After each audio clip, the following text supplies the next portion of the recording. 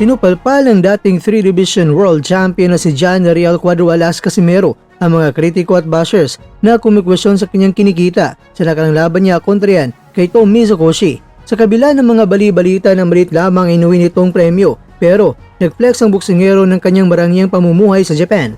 Hindi lang basta lumaban si Casimero, ginawa rin niyang ingranding bakasyon ang pagtungo sa Japan. Bitbit ng angas ang pinas ang kanyang buong pamilya para mamasyal at enjoy ang bunga ng kanyang paghihirap sa loob ng ring. Ayon sa mga malapit sa boksingero, hindi biro ang ginastos nito para masiguro na komportable ang kanyang mahal sa buhay sa naturang bansa.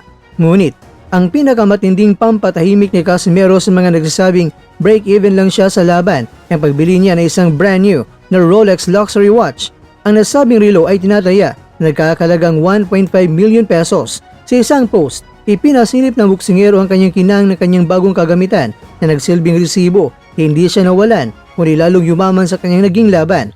Marami nagsasabing barya-barya na lang ang natira sa akin. Pero ang tanong, kaya niyo ba itong Rolex na ito? Tila, hamon ng kampo ni Casimero sa mga mapanghusga.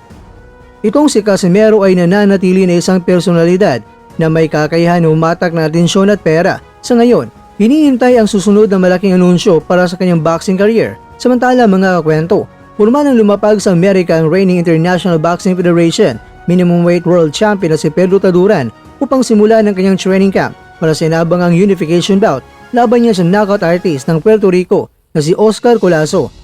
Sa pamamagitan ng social media post ng Viva Promotions, kinumpirma na nasa United States na ang Pinoy champion habang tinatapos ang kanyang kampo ang negosasyon para sa bakbakang pag-iisa ng mga titulo sa 105-pound division. Kasalukuyan nagpapakondisyon si Taduran sa Las Vegas sa ilalim ng gabay ng kanyang koponan. Bagamat hindi pa final ang petsa, pero target ang kampo ni Taduran na may sagawa ang laban sa March 2026 na posibleng gaganapin mismo sa baluarte ni Colazo sa Puerto Rico. Si Colazo ang kasalukuyang may hawak ng World Boxing Association at World Boxing Organization crowns bukod sa pagiging The Ring Magazine champion. Positibo ang kampo ni Taduran na matutuloy ang laban dahil matagal na rin ipinapayag ni Colazo ang kanyang kagustuhan na kolektahin ang lahat ng mga belt sa dibisyon. Kung magtatagumpay ang Pinoy, maaring sumunod sa kanyang listahan ang kababayang si Melvin Jerusalem na hawak naman ng World Boxing Council belt para sa isang All-Filipino Undisputed Clash. Hindi biro ang hamon para kay Taduran dahil itong si Colazo mga kwento ay kilala bilang Filipino Slayer matapos salunin sina Vic Saludar, Jason Vaison at itong si Melvin Jerusalem.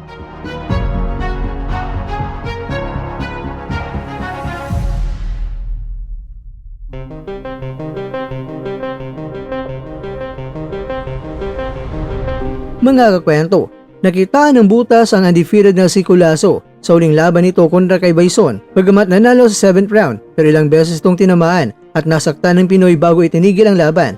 Ang agresibong estilo naman ni Taduran na nagpabagsak kay Jinjiro Shigioka ng 2 beses ang nakikitang susi para makuha ang panalo. Kaya naman, good luck sa ating pambato, Champ Taduran Pedro.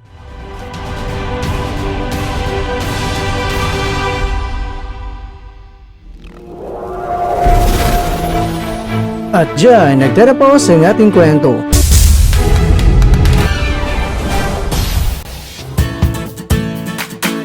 Maraming salamat mga kakwento sa inyong panonood. Pero baka naman mga kakwento ay nagustuhan niyo po ang kwento natin ngayon.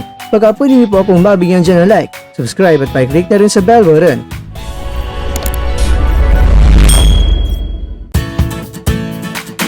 Pero bago tayo tatapos mga kwento ay syempre, shoutout po muna tayo dyan sa ating mga kakwento. Kay kakwentong Kiko YouTube TV, kay kwentong Roger Saison, kay kwentong Mindset Pinoy, at kakwentong nanonood ngayon, shoutout siyo dyan. Bueno, hanggang dito na po muna ang ating kwentuhan at abangan na po ating susunod na video. At dito lang po yan sa isang channel na kung saan maaring ito'y mga kwentong di pa na kwento sa inyo.